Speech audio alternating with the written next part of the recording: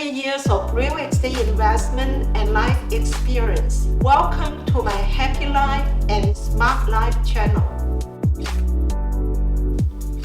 Hi.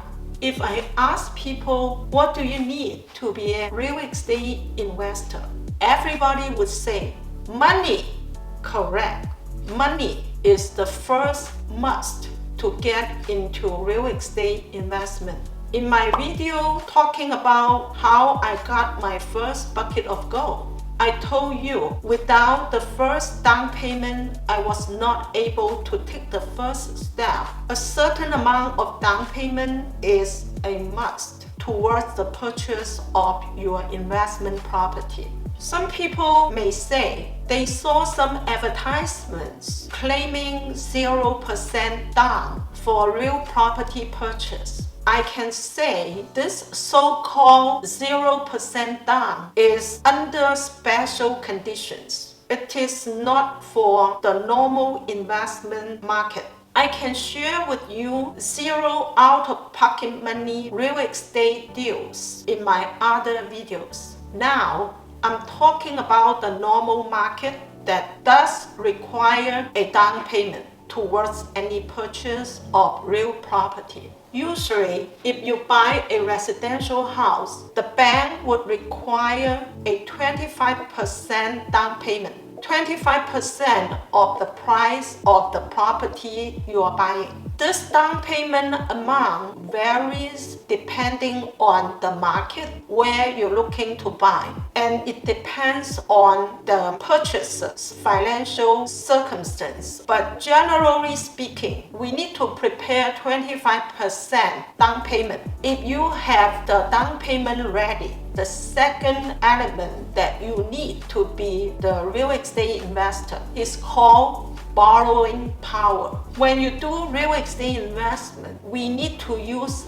leverage. We need to borrow money from the bank because the speed that you accumulate your cash savings can never catch up with the price increase in the real estate market. So we need to borrow money. When applying for a mortgage or a loan from the bank usually look at two important elements of an applicant. First element is your credit score. The bank usually look at your credit score to evaluate if you are trustworthy, if you are reliable. Usually, a credit score of 750 is considered excellent by the bank.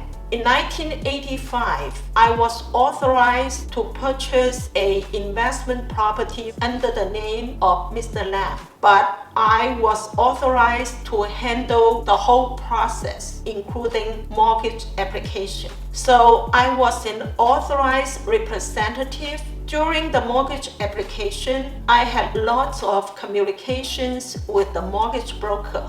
I was curious. I asked the mortgage broker if I was able to apply for a loan. So the mortgage broker told me he needed to check my credit score to decide. So after he got my credit report, he gave me a copy. And then he told me, Sandy, you don't even have any credit record. Your credit score is 0.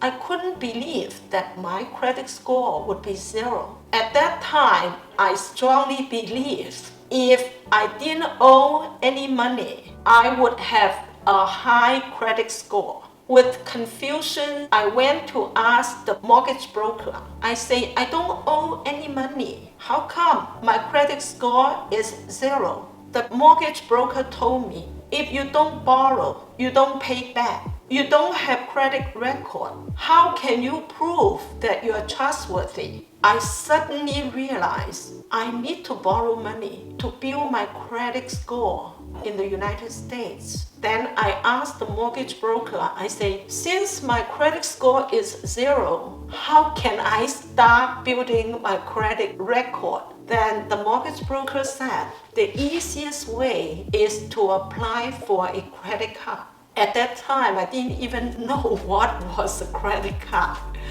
After the conversation with the mortgage broker, I immediately went to the bank and applied for my first credit card in my life. I spent like $20 to $30 a month because I didn't have much money to spend. But I just spent that $20, $30 to build my credit record. I remember the mortgage broker told me, you have to keep your payment on time if you want to build up your credit score. So I did it.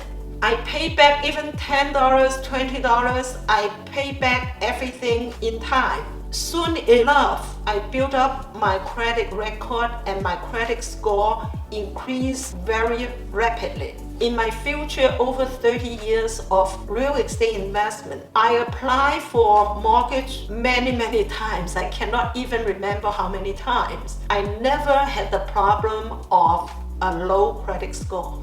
The second element the bank is looking at is the applicant's income. The bank looks at your income to make sure that you are capable to pay back the loan. Generally, the bank requires that your income is 4 times the payment of your debt. That means your mortgage payment cannot exceed 25% of your income. If your mortgage payment is over 25% of your income, the bank would consider you as a high-risk borrower. This requirement is mainly for purchasing of a residential house. For investment property or say rental property, the bank will also look at the rental income of that property. They would review the lease agreements and the tenant's financial documents like balance sheet, income and liability, all that kind of financial documents. In this case, the bank would focus more on the rental income than your personal income. In consideration of an applicant's income, the bank also look at what is called the applicant's net asset equity. When an applicant has enough equity, the bank usually would loosen up your personal income requirement check.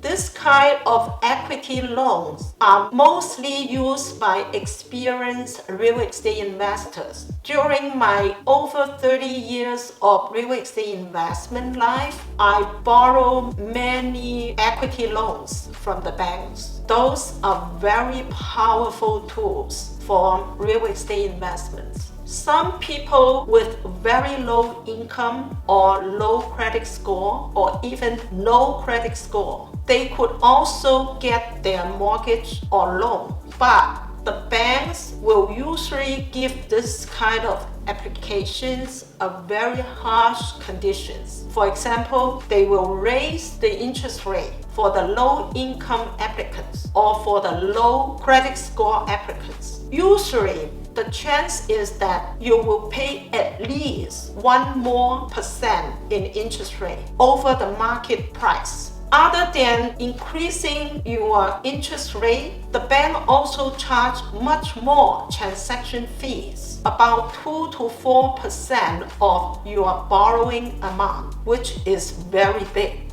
So the low income and low credit score applicants have lots of disadvantages gaining their loans or mortgage. They make much higher monthly payments. A lot of Chinese immigrants, they reported very low income to save on tax payments. According to my experience, much higher fee and much higher interest rate payment towards their mortgage very well offset their tax savings in their income report.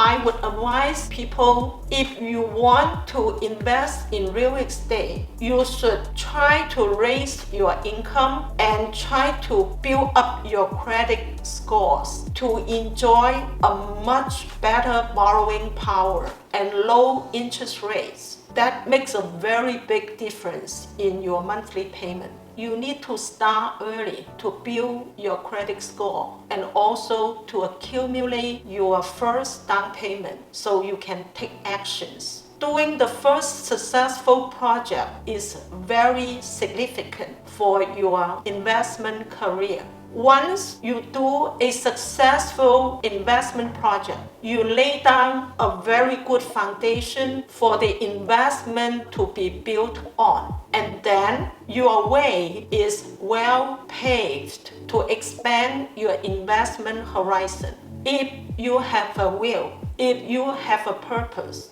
if you want to follow my footsteps, you will come to this point where I'm standing on. Sooner or later, you will come near me or even ahead of me. Hope to meet you here soon. Wish everybody success in your real estate investments. Thank you.